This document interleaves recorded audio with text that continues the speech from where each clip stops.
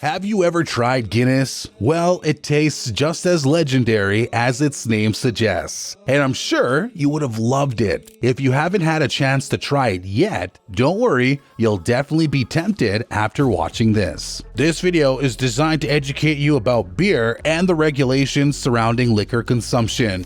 And just a heads up, it might make you a bit thirsty. But enough about that. Welcome everyone to the ultimate episode of a factory made of Guinness. Ever wondered how it's made or why it tastes the way it does? Let's dive in. For our viewers who didn't know about Guinness till now, I've got ya. Guinness, a renowned beer brand from Ireland, is a unique stout with its distinct color and slightly bitter taste. It's not just another beer, it's a one-of-a-kind experience. You might wonder why one more brand was created when so many beers were available, what the thought process behind it was, and why it's so popular. What magic potion did they add to this magic potion? Let's find out. But before we dive into this otherworldly wonderness, make sure you subscribe to the channel so you never miss an update from us.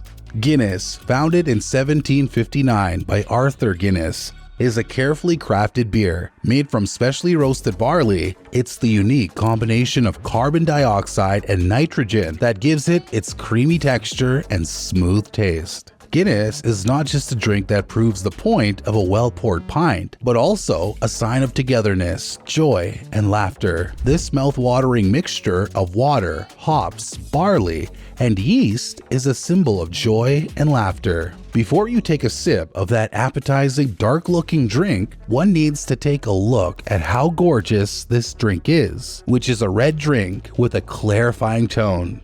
Okay, fine, it's ruby red, but you get the point. But before you get lost in the drink, it's important to get a few things right. Number one is the glass. Only a perfectly clean glass can allow you to enjoy that pint of Guinness in real time. And number two is how you pour it. One must not kill the main element, the drink's white head. And to the newbies out there, let me explain how you do it. To ensure the safety of the element, we must pour it by placing a glass at a 45-degree angle, and that's all. A full pint is considered perfect when a little mountain of the white head makes the glass look full, but don't over pour or it will spill quickly. I have experienced it myself, and it hurts, trust me. Now comes the main part of the process, which is drinking it. When we drink it, the foam leaves an arc on the glass. You'll be amazed to know that about 162,000 pints get wasted because of that foam left behind. It's quite a loss. Okay, I agree, we lost ourselves in the delicious taste of Guinness, but our main topic is the making process of the Guinness in the factory. Now let's roll to the factory made of Guinness to find out. Most of the factories have been in operation since 1759 and are spread over an average area of 50 to 60 acres of land. It's crucial to understand the process because one mistake can ruin everything, leaving us disappointed. There are 10 steps to making the best Guinness drink, and by following them, we can achieve perfection. Step 1. Malting. First of all, barley grains, the main ingredient, are soaked in water so they can germinate. When sprouts emerge, they're dried and roasted, which is also true at a particular temperature. People who brew Guinness call it the magic number. That is 232. This specific temperature is crucial in the roasting process. 2 degrees up and the barley gets over-roasted, black in color, and 2 degrees down, it will not be roasted up to the mark, like the delicious black dark chocolate and its bitter taste. This roasting process darkens the color of the barley and is the reason for the dark color of Guinness. This is called malting. Step 2. Crushing. The barley we just roasted is ground and crushed into small pieces. You might have wondered why. This process allows the starch and sugar inside to be easily extracted and used.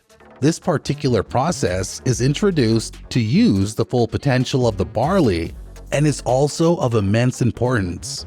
Crushing the barley increases the surface area exposed to water during mashing, ensuring that the bitter, coffee-like, and chocolatey notes from the roasting process are fully extracted to impart the characteristic dry, roasted finish that Guinness is famous for. Step number 3. Mashing.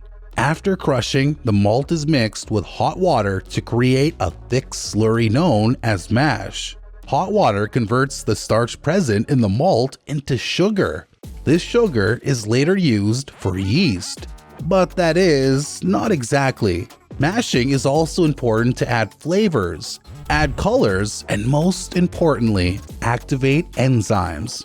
This activation process directly impacts the whole process of flavoring, extracting sugars, and the quality of the beer.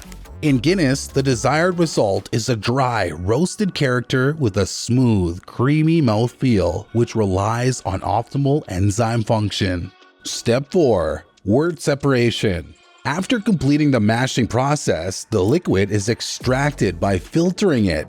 This sweet liquid is called wort. Wort is the primary liquid from which beer is made. We'll soon see how this sweet liquid transforms into that bitter, chocolatey taste. You might wonder if all these steps are even worth it, but trust me, you'll forget any doubts after just one sip of this masterpiece. Step 5. Boiling.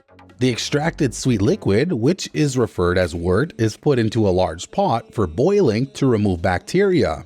I know you think that we talked about 4 ingredients, but I'm talking about only the first one here. But the process has now reached the extent that hops are being added.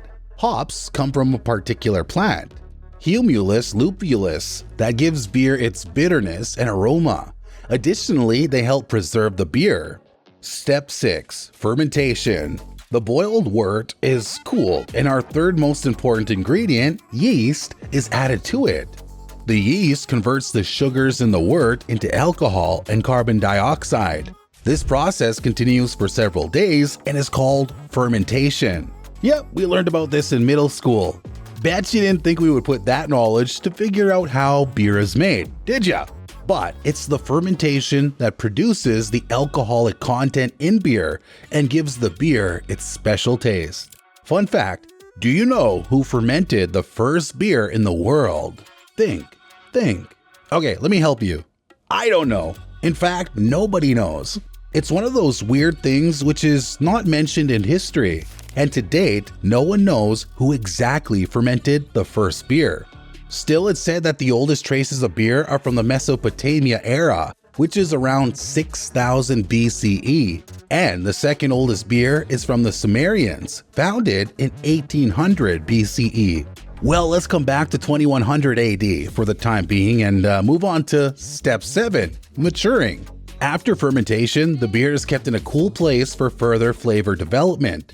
This process is called maturing. This step in particular is essential for making Guinness. All the taste and texture of the beer depend completely on this process, so it's important to give space to Guinness for better results. As your girlfriend says, giving space always works. Step 8. Nitrogenation. A unique and crucial feature of Guinness is the cream foam on top of it. This is achieved by adding nitrogen and carbon dioxide to the beer. Tiny bubbles of nitrogen give beer its smooth texture and thick foam and give it that extra taste and feel that is simply unsubstantiated. But was nitrogenation part of the process from the very beginning? No, unlike most beers, Guinness initially used only carbon dioxide. However, in the 1950s and 60s, Guinness faced a challenge. Their beer, served in pubs from kegs, draft beer, had a creamier, smoother texture than bottled or canned versions, which were often more fizzy and less smooth. To solve this, Guinness set out to replicate the creamy mouthfeel of draft beer in cans and bottles. The nitrogenation process, developed by Michael Ash, a mathematician and brewer at Guinness, in 1959, was a stroke of genius.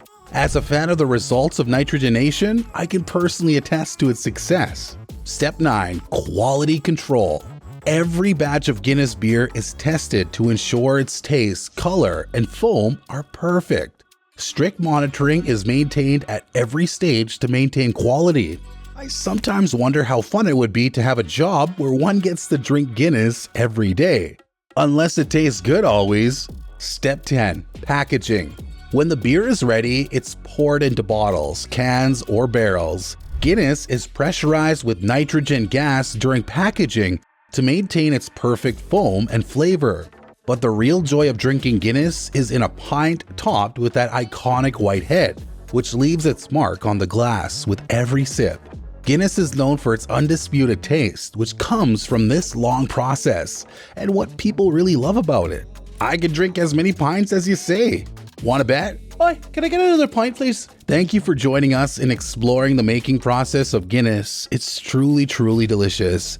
So friends, this was a fascinating journey, and those who haven't tried it yet will definitely want to. Enjoyed factory production with us? Like, share, and subscribe to our channel for more fascinating insights into manufacturing.